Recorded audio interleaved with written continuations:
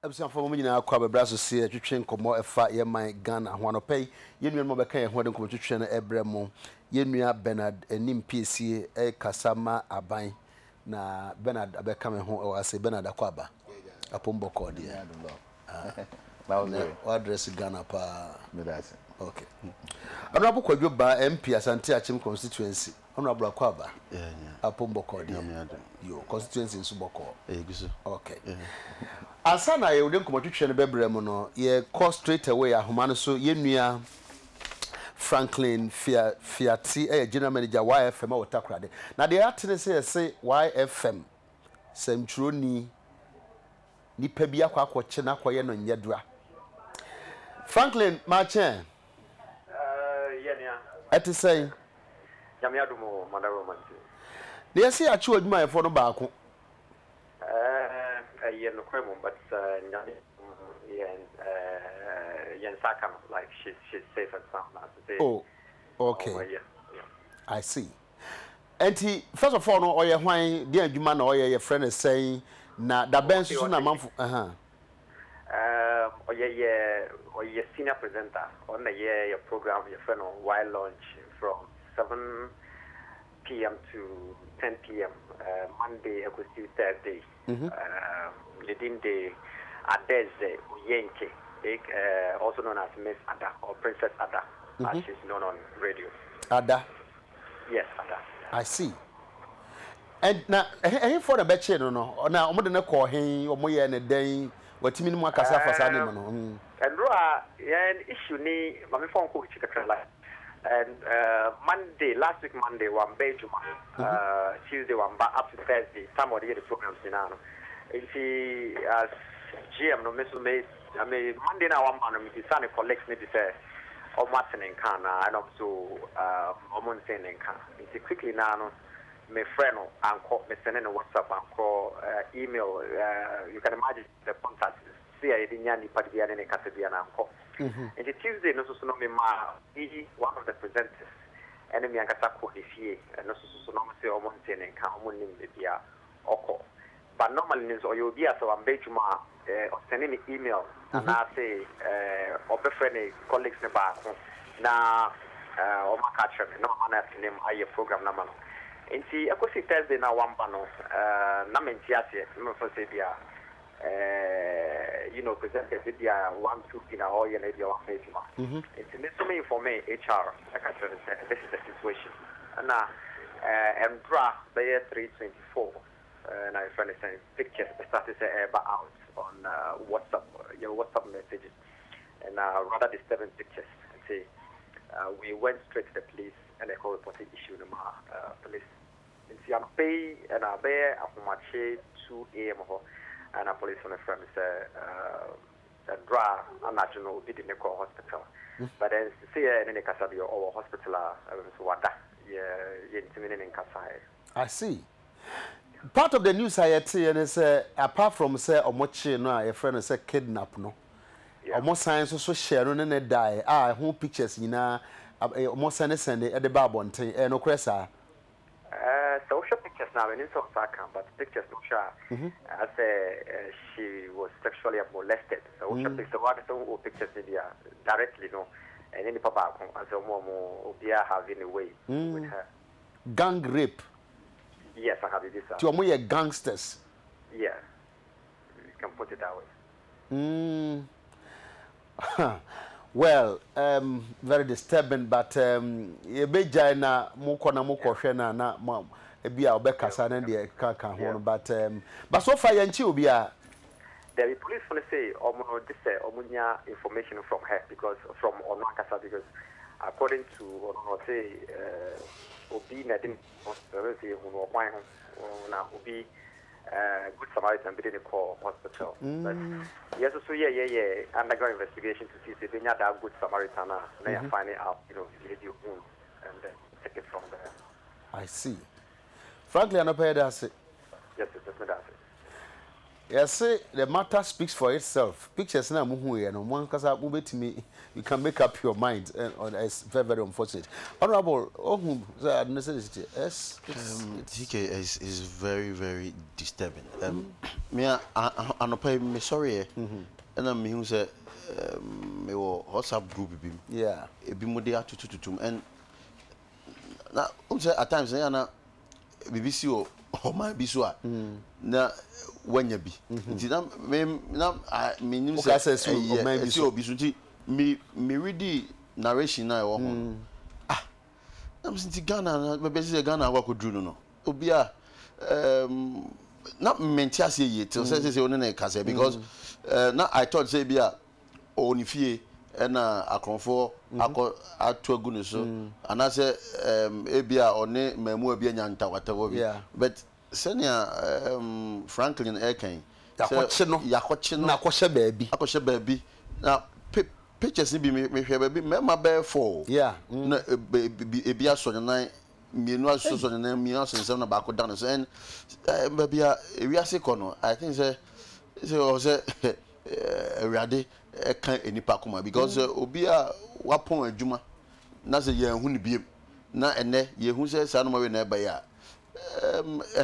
he fan na ye ko na de na ye pe se oba just unya atinkama enipa se ye unua ba bia se ye o jira se ye o maame a ka obere se ye nya ne sa de na ye ji o ewiase I think say you're very sensitive kakra. Yenya tima, yenya atinka. Emma obi se nia obi di yewa. Yeah, I know picture na bia na o kan no. Yeah, so ne nsa e na obema no say o sepe ne ho. Too bad. Yes, so we show pictures so masane no mo di bia to. Oh yeah, I'm going to be bet. Say police for be investigation ya ombe hu because me mo ano. Baku bi say me shada say me zoom picture na. Okay. Aso ubehu na anim ye nti no. Ye parade na identification ne ye de goko abontin say ye pe. On why say ya me gidi say ye behu no. We ye me aba na wo ho no ada and we for her entire life. Yes. Ebe ye scar ebe ye twa bi ye be dan ne ho ebe ka na busuam ye ade a endi ni o abra. Pierce say Adekye na say anti asem fufura ichi nti ne so de aba betum no but how do you feel say asem we say what say bibi say yesia yetete ne nkrofo aman so India dum na bete say gang rape ne no ho nsensem then it comes here me to adwena me bi sa me ho ne say ana say onam ne ba bi no mokɔkye na na say bia ogina ba bi open left bi ne man left na ya na say how then the bit me see my BBC aba lawyer we dey me sure wa kwanya kakra na mechi atiefu na won a wo hwe nso na mechi kwap ma no kwari ni wo hwe ne ekoso na senia ye hwe ne mfoni no bibi a meka say enim guase bibi a enye kra se nkase se yang manmu ha ye hu bibisa isan se yang tetu bi eni ho a ekire sadi ntetu bi eni ho ekire sadi na sebi asem ko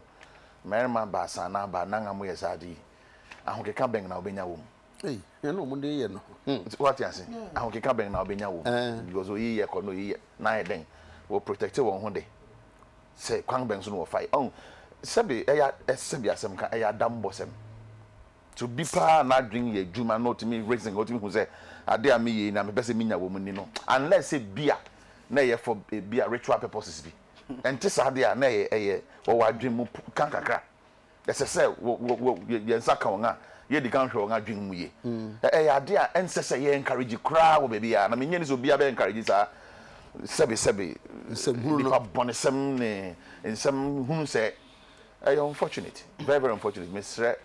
I'm say mfoni no and one kasa you actually bibi but we are not so you protect na kakra okay say you be say because you knew baby aye and a man for bibi nimu no if you say break ya won sa kan ne de won say obetimi protect na identity kakra na for no unfortunately they say they can say it's gone viral. Yeah, same case. Well, social media no name so kakra so eni. O ba say the point baby ya be do ne say one adam fujina ho na nsuo fawa instead say oba be you no na utwa bom no they are akwache ngo for say o be wuru me na me hu no enye kra because I did the lawyer sabe tang but when I say yes boys na dey call mo na post you then wrong motivation then no expectation whatever o be say then we nyefim oh na mebu na worry susu na worry ba no enye bibia wo hu wo sinim and we practice but say omo na post you e be che omo oh definitely they should know oh this definitely oh nothing so MC sorry NC when say we ma you register SIM card be near there the matter say we say so san ye bi onum near there and no near the back a e say asoman no ye ntu anamon nkogina nchen hwe say anamon a ye tui ye ntu because of say ye tu keke because ye timi hwe sa de ni na anka kwan biara so no ere nya den say ye nsa betimi aka e bia mranti just na computer ni mu de oh nti never be bro say ye timi sim registration in ground is it that effective because say when am kwan ho a open cheaper normal ye also you register that nti no adwen be na me kofa ba policy na ye system kofa ba no ni esi de kwa kosi hinfa na ya achieve ni nti ye kofa ba ne de ya achieve that ni ye jaw no sa are we being serious about it yeah because still obi kwat me for BID card they correct register and now kwa we misa dey say enye wo dia na me na register ma no we pa dey register yes ada bi anti ye dey wunim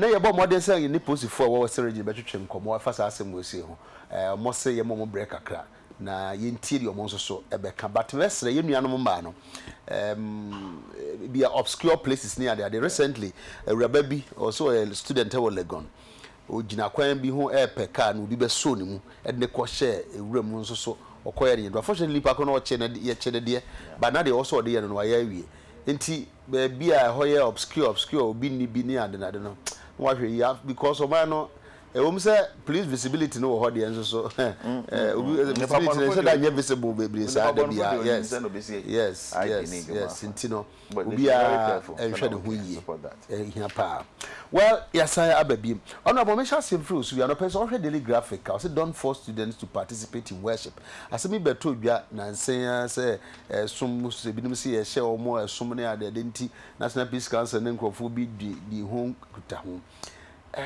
question back one ebisa dey say sa esum ya ye empebe na ka school and hye ho indeed most of the schools wo kwa anopa ye hia de ye ho hye radensa ye nyina that is how I see ye nema and it's part of the assembly say sa nema ya e be san ye be sia manage no we ye ne de okay me and show be man nso mu ntire sa de audio memfa nso anka no manengo ne ba bi na how do we be de na ya man ayi first of all ye be ya ma school authorities no nkolusu control over students no at the same time so you be protecting the pakro no individual religious interest or tike se ne wiase e kone technology ni eni bie ni enitie no se eya ma no we agensem sa worship yi esa atwemadwen azomesa ye chi yakọ ni asi ade ya so me o Kristo ni na Virginia Bible ekadi o kan Proverbs say Proverbs 22 verse 6 baby o se kire abofra no ekwan a onfa so na onyina one free sap anamo no ho ye nyina ye share school ase no ye hyase e wo enkyerkyerem na san enkyerkyere na ye di to anamo na ye de ebobra na enei wanyi no etwe adwen si bibi so a na anamo nto bi a utu na ofese kwa kyewa asade wa bisi anamo papa num Peace Council statement me ya akase omo ya ko nimu dodo omo ya tumika dodo if you say all this while me if you say me be ewiase me be ewiase almost 40 years ni my schools bebre me started my school Nima New Nation High school no abrofo na manage school no na Christopher wo na our school wo Nima na Nkremofo wo and me who be that say you can say ye koshia for worship anopa Nkremofo be ka say omu nkobi if you dan Nkremofo yo ma sorry a we be ka say Christopher anasa bosomo for Moscow be ka say omu nkobi sound system we ye the atena from say abrabasha se wo Ghana ha na ene no baby a ye ko no say yanhwe ye a ebe du baby kra no school dem no je baka cho say ene say wo yo osumwe ni a wo tena ha say wo yo osumwe ni Salem ni a Salem wo school dem ho na afede ede empapa mu nchichimu na eba omanum ede na ye pe with osum eye ade a obia opemu no o de ebobra but enye enhye but so oko school na hyehyɛ no totoye da ho a udi so me ka say me ye me national service me chia de wa gogo LA6 ho no eye Islamic community say edru anopase ye morning devotional obia ebi ohun say obi enwinwi da ohun say obi kasada edru efiada anopa no ye nkramozum anopa no my school for no bia recite Quran empire no I see obia eyebi ohun say obi enwinwi da me secondary school life me call boarding school bebre edru kwasiada Sunday worshiper yen for so obia o but obia eba Sunday service edru say nkromofo no ekobo empire a obia ensi omkwan omokobo nti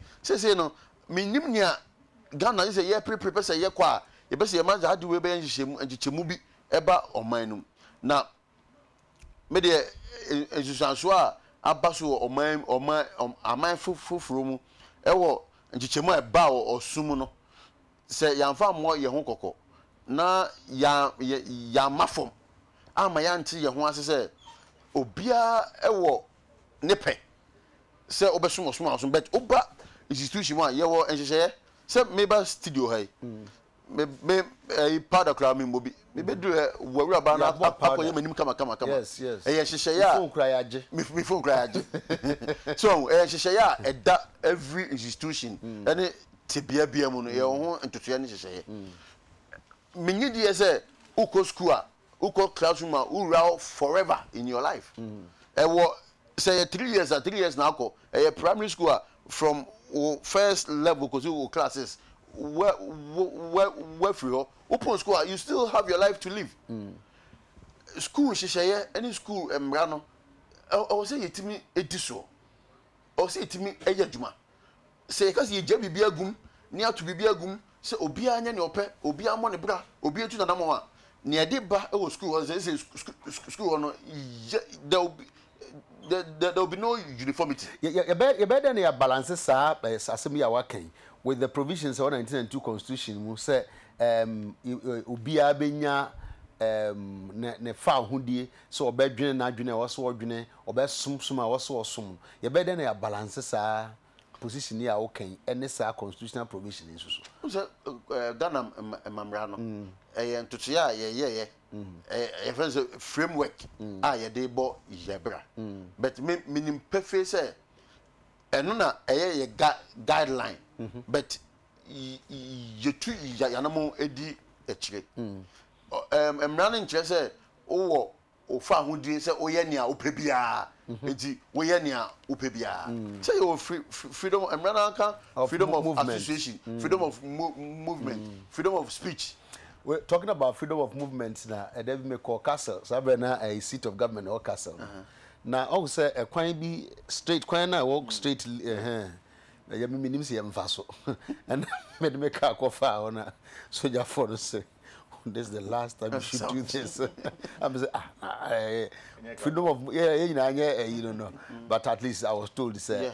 Meaning who kwanya say me fast ade no that is the point I and make sure say ye wo hom emra no wo say wo hom kwanya say wo ye enoma nyina say na bible kan say wo hom kwanya say oye no man na benye no man na efata so say emra na man kwan say you freedom of association, freedom of liberty, freedom of worship no and no say say ukọ tibia bi mu a na o freedom no ekotia ekoye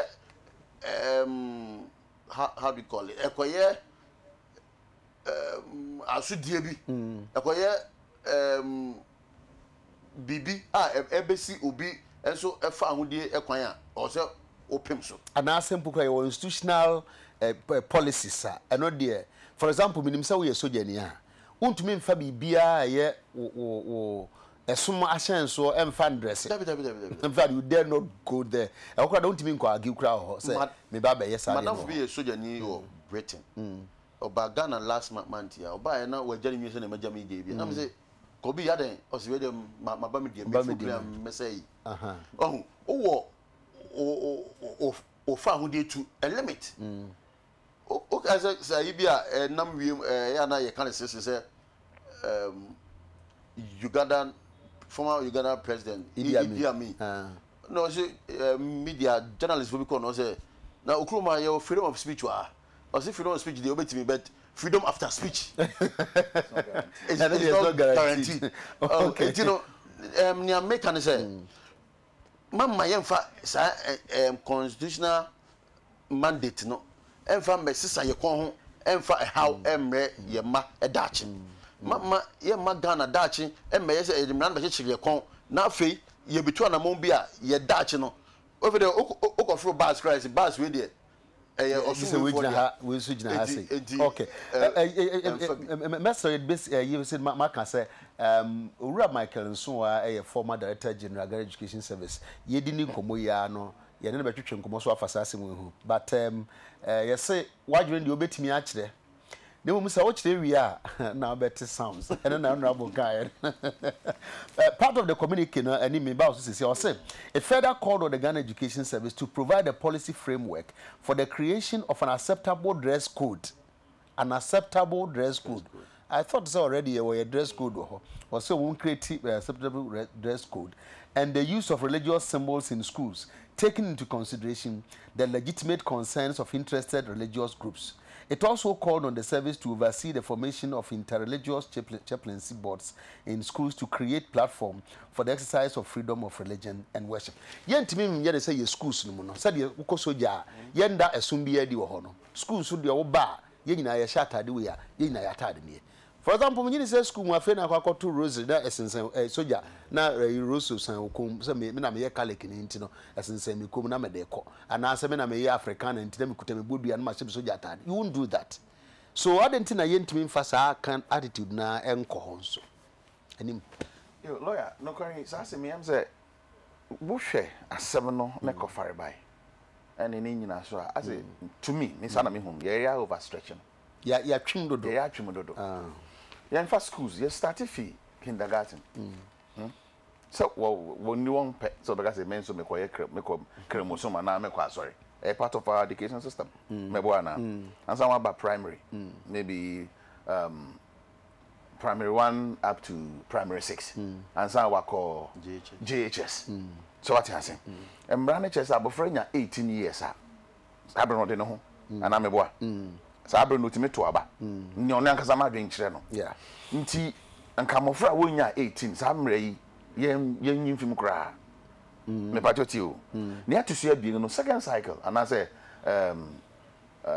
senior high e ho no timi take decisions godo do na sabre no atra 18 years senior high I feel no be call 18 yeah we fan say wanya mpo because obi an most of them we kra ansa no mwanya yeah but so onya assume sa age no so what you say no so eyi ne mesoma mpese mesom na me hu say mra na kan ye prevention insiw no kwan so what you say akwan kwan say obeye exactly akwanside no ho asem na no woka me ye kramoni na mo me pese sa bri me kokobo me empire so what you say ono so kwa wontimi nka say debi me ma wonko because a higher e bia Christopher school nti so na make so lawyer who da make read na mo manya say kwansi no na me susu senka say ye hwe ho yimum I mean, Honorable Kai, Yako exists for a very long time since independence, even before independence. What I say? Until Ghana for answer will be our individual religion, Odom. Until Yeshamra na se fine yejetum. Na mum se misi wo kwan se me aseme se na obenten. Me wo tumi nti me na se me ma me determine osom kra ase se wukom. Ye gia mra no. Ansa me jatum se me pese me buy kosa school no. Na me je school ne mra e wo ho ansa me de me ba ne koy no. Atom Mr. Facha me na noti baby kura odi esi ne yamra na yaje atom but ansa na ubeto asubio no owura Michael Nsroma a former director general of the Ghana Education Service yen nkotwetwe nkomo kakra Mr. Nsroma ma chen beju so mi dia apombo ko de oba de ada o ma hoye de nyame ase enkomo abeto aye twetwe ebi efasa nsem aba school mu a worship nsem bebre kwa bigidi sesa asem wadi akire kaka anope de abeto dwade se or say don't force students to participate in worship. National Peace Council oma a 10-point communique among them no omo say in school ni bi e ma no ensom say o mpede sa afi kra de ye school for mpanimfo omo enye framework bi nto ho na nka be ya kwan ya faso ye siesie ye ho kra no mpo no minim se de be si reflect enipa no nesomo wum no omo ye sa nhyehyehye na memfansi ase minim se mi wate bebre na wa ye pen we ye teacher ni once a teacher always a teacher ase mi ye de to sen pa na emfiri nto yo me da se me chia etiefo a ehwo ne o hono se me de minim se nkawe enye adibia eye adefofro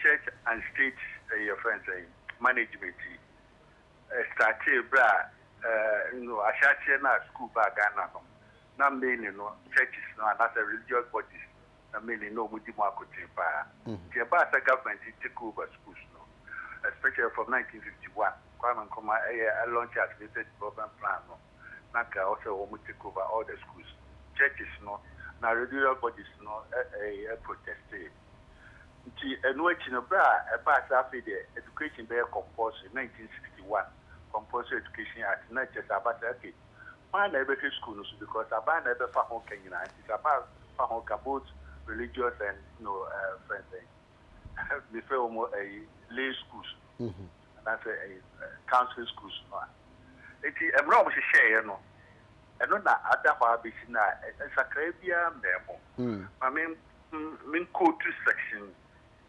1961 Compulsory Education Act, Section 22, number 3. Or say, no person attending a school as a pupil shall, if his parents object, be required to attend or to abstain from attending, whether in the institution or elsewhere, any Sunday school or any form of religious worship and observance or any instruction in the religious subject. It is a Abofrano school. So we are Christian, we call Islamic school, we are Muslim, now call Christian school.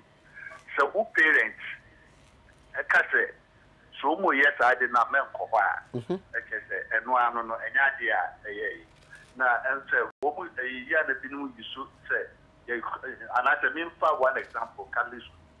Now, who call Catholic school? Meaning is a man, will be able because Catholic school, no, you were near my business, and upper mass, and you were a general assembly, and upper mass there, purely for Catholics, because they hold your communion, the two communion, Jenya there. Now, say you were morning assembly, no, and I don't know what be assembly. So morning assembly no, and yet I said Ghana shepherd. Now there's a Black Star Square or Independence Square, and yet you babo pay. You babo pay. Now I call ye Catholic school no, and that's a Christian school. Empire there, and yet Empire I babo no, a very Christian way. And no interest you for so self also so can be. We are Muslim, even among the Christians, no cry, no say a Catholic school, no Christian. Maybe I can. No woman in a married. And yet, the other also say Hey Mary, which I watch it. Which is starting out the offer of fire with them. They can't a year in Abeka. Now, my example, me media primary school commercial. Morning worship now, and that's a morning devotion. Well, me for the vocal devotion, crowd, and I am all religion. Morning assembly, because a honor is here, a classroom question. Empire near Bono, a Islamic empire. Yeah, I just say your apostle, but you can't, you did bear 1 week. That's just a Muslim. And unuka me kunuka and then you know to make a was similar in Mila G, Mila Biala, Mila, Mammy, you'll be the Iacana with the white nut. Oh, me can be. Sure, I see. Me can be. The career, no, I did Bakuso at not a chiamin, but no, I couldn't help it there. Now you go school, Quasiada. You go school, Quasiada, the men are sorry. As for the time now, we go my sorry, Quasiada, if you say, I did a beer, my mind. We take you go school. It's Yamma to say, why absent from school. But there was no problem. There was no problem. I'm still Catholic. Manya Amadi. So it is a kukunu baby now. Not a real say. And now we would have dinner. I chair was school here. Yes, in fact, many observation in the system for some time. You go here and say, rather than a problem with PC, a non-denominational schools, and I say LA schools. Because a home and I the direction, it is very administrative or woman inclination, a woman for so over here a friend saying convention. Yeah, way. Now you say a compulsory for everybody. I know they are after because school now is not affiliated to any religious body. It is Obia Basa or a conventions or the BB. Sana Nase, who for super be out of there. Let's just say we are a mistake. Because a school now, Catano Frano, and yet it's not affiliated to any school. It's other thing and Kalapa, yeah, be even that convention, that type of Christian convention, and you're when you are a friend saying, only affiliated to that. Indeed, Honor said you should be very careful. Say, the school no in the area. Yes, morning worship on it. We yet sorry, morning assembly no. Yes, and you distinguishing between morning devotion, mass, and a morning assembly. Morning assembly is compulsory because the whole is here. Mr. Sunway, say your baby idea, Yahoo, neighbor coach now. Enquire, say, baby, and Nipano, Shenipa, Chrono, say. Chinchina, Cosaswim. Never be this morning assembly, no dear, the baby I obey. School into me, I say, yes, more Mary, and I see a customer for you, dear Intino, and your men. Sunday, I worship, and I said, Mark, it's another day, and idea which now for to be said. If you are about the Christians, no crown, that's all Callis go to enforcement on command. Another the morning assembly there. And American or my cray shower baby, I am vampire. Yes, sir. Yeah, our company said, Empire, no, I am predominantly Christian. Not a service and trouble for near others. We need to say, you bet me at satisfy will be then we bet me at select 1 or 2. Now, yet the I occasionally every crown a school a woman on that and trouble for North. And yes, maybe I want in a while be a Friday this year. Thank you before that, no, mainly Friday. Nothing stops the administration to say that. Yet, and go for so dear. So, I mean, if it's a Nadia, I was a copper who is up by because this Embrano at the house since 1961. Okay. That's what perfectly well. You, but do I see na a crack said, whatever by again said, said you can't religious tolerance, dear. Yes. Also, so we are individual. Said you will call a year and pay what Simbi become a man. Obi so bet me a fanasa enka ne gidie ono so tolerant no nyɛ saa na tie yo adope ye da se pa owura Michael Nso wa Director General Ghana Education Service ne pen so obo adwuma pa na na twetwe nkomo no okay yo text messages in there does but enim to aso na menyi bi na menka but we was say please what's wrong with the Muslim lady putting on a veil? Okay, my name is Nti we say, but please, if you can abide by school regulations, take it. Okay, also, if you cannot, take your child out. Government must give the schools back to the rightful owners. Okay, we campaigners and be almost buying missing schools and some more. I went to a mass, and whoever sent this, Kumasi, and there were rules and regulations, but despite the friendly atmosphere and brotherhood feeling, Christians were Christians. Yes, Christian schools, Muslim schools are for Muslims, and government school is for all. We be using the abandon. Any okay, some of them make can Ghana for near the can, and no no biara one preference, biara one answer percent or some a person in Hokoshi.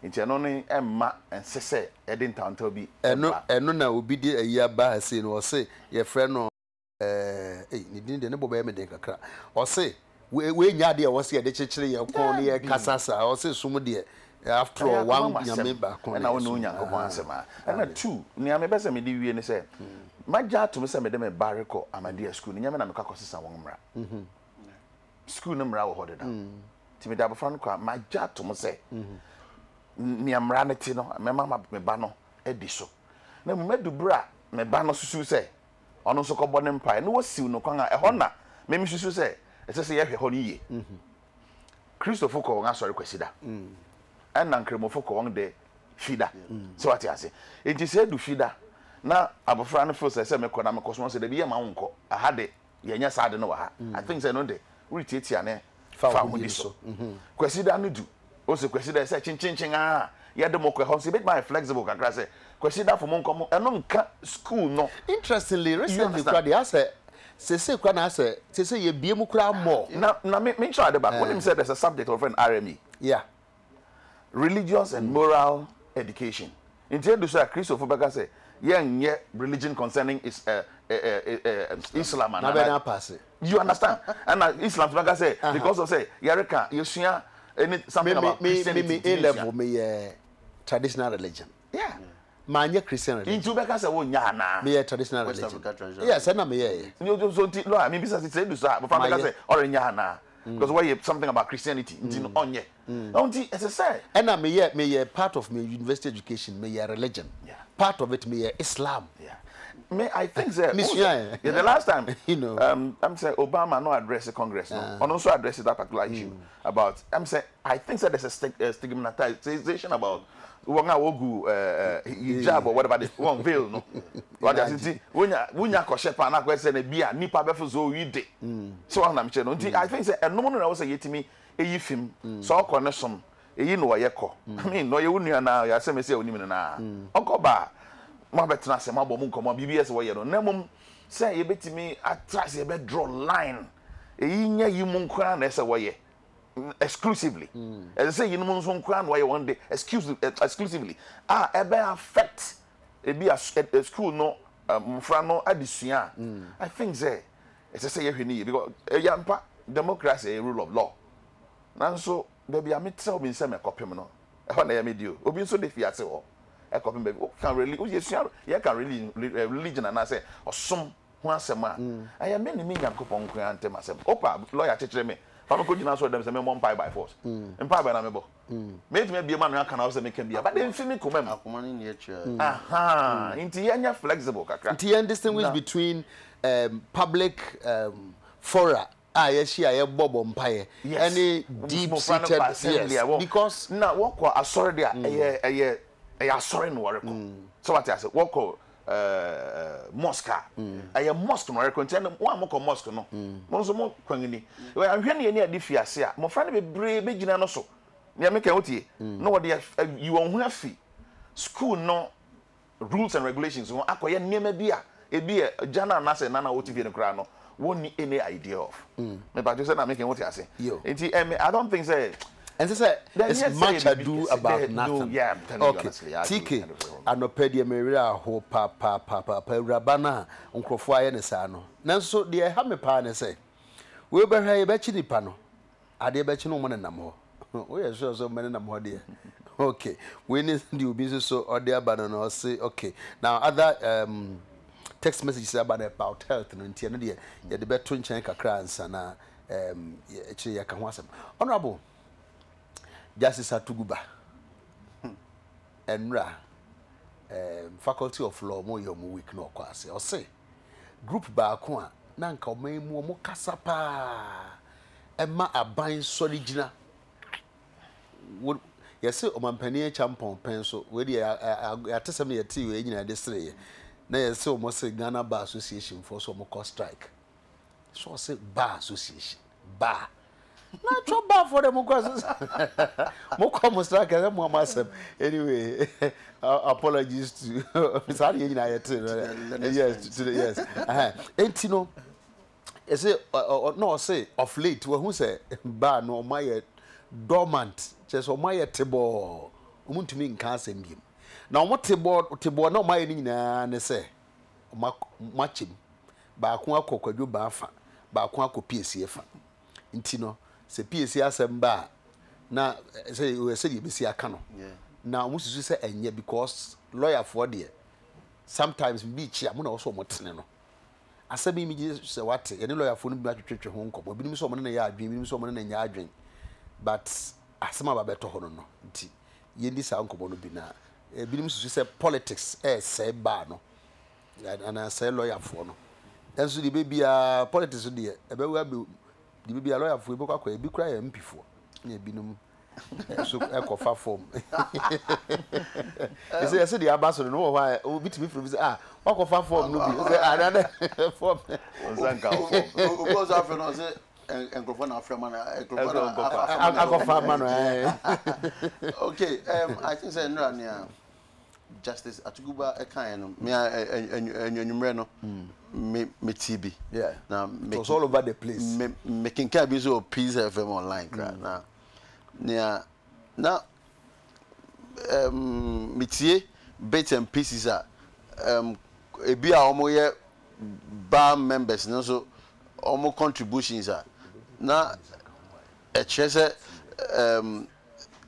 bar association no also omo city up because nya Justice Atuguba ekano if it's the reality now any it seems association no ya lose your focus say sana all patch there because me pay me should call bar association website and me yes me hear almost fundamentals now ohia near association standing for meaning say oh you member there we say oh yeah me a member so in fact me a member in good standing because a proud member maybe a members of not good standing Adam who you do sir in fact en check cry no you be publish members in good standing I think so call website or cry chill make 2015 yeah I think 2014 now madam for lawyer be na need na my friend no so we din ni ma na ya hwe so he obi afro so we din ni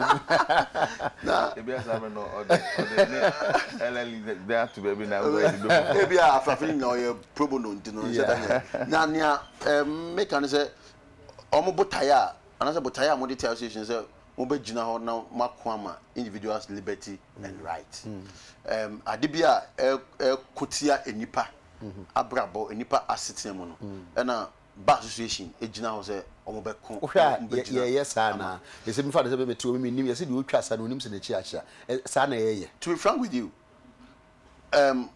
it depends on own background no chichi a ehye no senya ye kan ya say senya Justice Atuguba kan no as emu ache because obi feel say because no me tie lawyer ba ku bi wo radio bi so o say ai MPP aban ba so ba association na ye nti omo nka on te kra say omo in fact Justice Atuguba say mo kan ne say no more nkasa kwa na say omo start kasa ti the impression as the impression I create say edura man mi pen so dia yeah me na me tie nti na maybe who say so how come? Because me say MPP aban so yes there were issues we about association sorry ATIA there was issue be I'm not all that on top of it, but now I about Osafo Mafo issue. Bar Association stood against it. So, you know, say, Oka say, ebi aban we eba yakasa, aban we kasa. Na say Ghana no bibia say yede amayosem no. Esa ba mu ho. Na group bia, anasa association bi omo gina say, omo behwe obia liberty and then the right ye fa hudie and they say ye betina asumdwem na say efede de amaye say ekorem a yanhwe ya na daache no ba association anamontuo bia omba betu no ye be redeem meaning to it say enei megidie pa say bibiba na association no say omo fa pen aye statement that say omba gi hu bi mo say asima yego kan ensa nko ba say yese yakoshe chichiwe na yede hwe sa anamontuo we kwan me de afutu kakra mate bi ama members ne say yo eku a na say odon eku bi a ye ho amamra yede ye adwuma say association ye bibi ye mutu esabi omutu anamon bi na ofese to achia enye kwan o say ekoso a every association as a society biano your rules are any yedi adwuma and you go back to your association and get redress from there and no mumi ye since say ubegina bonten na ote efia eye friends impedua glass house na otutu to ebo o yes o dana na otutu bobom e paya o pesa ko physical say o ba amamende ugu ba association animu as you are also part of it you are an embodiment of the association and the officer say na nipa ebehu say me de me amayoni de edu ba bia o see it me amayosem no eto nchen kakra na ye hwe enwumadi a obia edie anamuntu a obia etuo sanamuntu no eboa Ghana tike even say what near justice eken edu NDC nko na bar association eyadwuma ensem na omo kan eboa Ghana ensem na omo kan eyampa ensem na omo kan eyatrotwa ensem na omo kan enye ne kwanso a se yejutu sa na mo ne yesa hwenimu a na fe de ebia bar association akasa se dumso a ebei omampanyin tinase na onhwe ne ye na bar association akoma so enya mpa no se ne omodwuma no mo ye no omuntu na mo ye but say adwuma omde si omo ekokumu ne yom botaye so mbe se Ghana individual bia obi bia o te Ghana ha ye beboa no se ne fa ahudie ene obenya na asumdwe ne pepe ye obeba oman no se eno no omudi sudi a moma ye show mu kran na se adwuma no mo ye no omunye niye but mama ye nye se ye fa bo ne totobo ye yan ho uwie na upra wa ufie obesa akwa kosa ho yare uwie so a na etwa abeda ho and people will be seeing by association from a different perspective it ye hwe sa PSA kasa ni ye Edu wa ufie asem na so me fie asem so me kan bi enye ye asem edu mo kana me metie edu ba bine but every year bi ase ye koba conference ye wi a ye communicate ni akeka nsem well you know organized ye wi a they are to your website they are your press briefing they akeka nsem bi say matters are affect or minor matters are affect association every year at the end of a bar conference you issue communicate out of resolutions bar association well we maybe more how na work sepa me do account because yeah how and son said senior justice kai so what do we need to form one say since 1990s no na ora okujato Samuel okujato na no ye bar association mo mo is president won I am president na unse na oye very vociferous vibrant o hwe ne nsemo de tutu gua ne se na adwenkyere so na mkyere no what you cry demonstrations ni ade na ma bebre kyere se sa bere no mu no na won ano yete won ano e wa amanyosem no we ya ni na ana ye be change yesesa aban ana MPP ebe di so chairman na all sabri me referee din kakra na so bit makamia sabri no mu na wode owura chachuchikata eko Osamils minister thank you so what you are saying yes and what they yes what they owura chachuchikata eko fiase no obeka say organize say obese wo kosra ne hwe because owura chachu oye mo member ye nimba to oye mo member it is say mo member ho ato chima so na mche no wakode na koto baabi na mo kosra na hwe ankamfum so bege na wo ho ba me nim say sabre no say utie a e den sam bebre bai e den sam bebre bai hon na ba association be ba bontin be kan say wonya manyosem Ghana haya ni si won fa ho nsha manyosem mu enti ni ore ye na kwet say ne a ore ya manyosem partisan politics exactly so so what I say yeah it is mean something be come bro for there wonya partisan politics so we na party back no member because one go stand because we are political party be member but we are member of Ghana Bar Association and no who another issue by that time no whether or not that decision no na ye ni Osamils the decision and I said decision of the association because mpebe be lawyer for be catch and na ikra the president bet me akasa say about law me am met me akasa I disagree respectfully with my president. Yeah. Match them adwin wo ho sa. So yeah. I think say part of the argument then was you no ana say association. And the conference answers some by me just say who nipa. Who nipa no de na akọ no ho ambasem. Yeah. Say eye papo say nya papo but your dasa abre no mu no e unfortunate nti mo kwa kosra na hwe. Yan fancy ho na no achi no.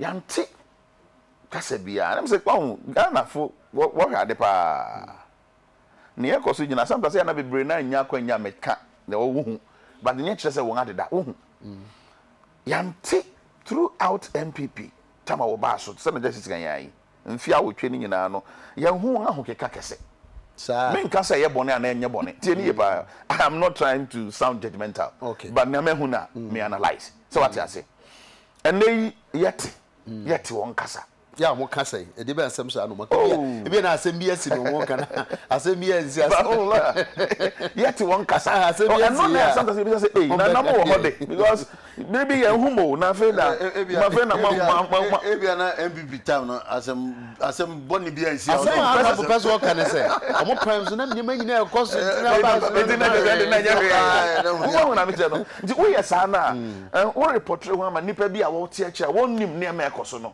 because what doing me say what the aban bia be gina ne nanso so what you say say we apply to aban bia obeba because no na mo standard exactly you should be I am some more principled you the bar association ye mpene so you the isu say yenya ne say ni ehun say abri bia ne etema no na ma ko ba say do bri bia ma ko hibernation do bia ntem nka because abri no mu no e bia ban wo ho no dodo nara ene ne di nsa wo so so na make what I say yenti me nka say obi ni kwan so ye lawyer odom political party bi and that's na okay bebre na afia say what's this what called almost a form what's the forms oh na me say it fine eh ebeboa ye benya won a wo nim die about emrano about parliament aboa ma parliament are very very very strong and efficient but say ba say e ya manyosem tio sometimes I na e ka bom ye wo man amanyosem national issues na me what I say any wo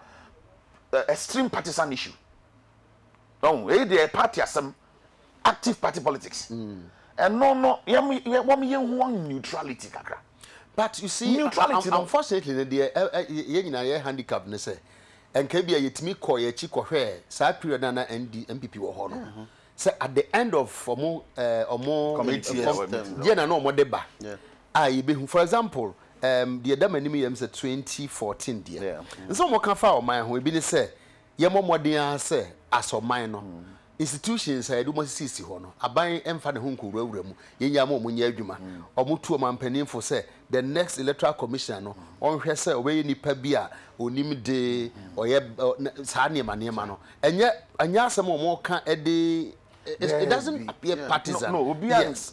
Yan can say eye most of me can say men can say bone and enye bone. Eye bone kra na wo wakwanya say. I feel 0.7 or say emfa ho say the oman mu be ye den no. Ense se ba akofo bi to aban egu.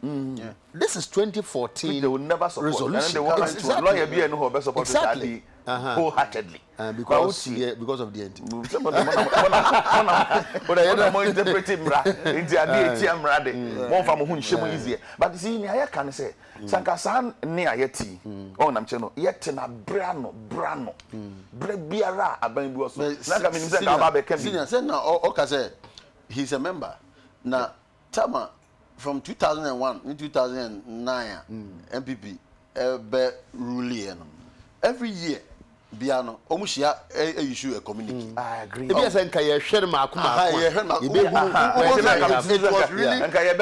reflecting the state of affairs of the between 2001 up to 2008 and also then na ne hu then na ne yete because most definitely omo be kan say bia e fa yeah but said the way no e koso yeah but lawyer ne aye kan say one set standard wo me ye hu say ne mo ye ni emfa ho ne abanga or was when I president of Ghana Bar Association. Now, we were party. I would don't say, men disturb, but when you say, a bet me so sometimes, you know, leadership now or hono. Ebia said you o city and personality, and a bemo I say, so yet that one bar under a particular regime. Yeah. Because, for example, maybe we say Mr. Okuja, try him say he was vociferous. Maybe a backward Kunyan powerful be or no dear or ye dean. It doesn't matter, say, or Munina and Cassa. But a beer or no ye dean. Yeah, and it's a son. As a son, one side, my complaining pen. But say, Obiti say, justice at Tuguba, Abu Abeka. No,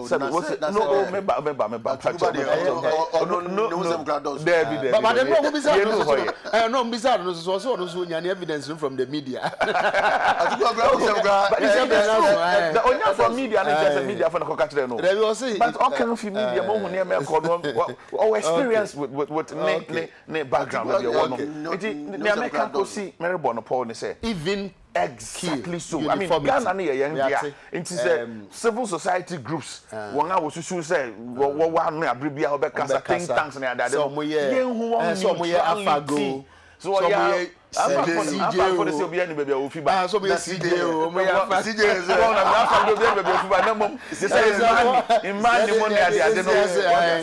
CJ, Imani, CJ, Imani, Roma Carina, or Yao being so direct. Bernard Nimpiesi, research international group.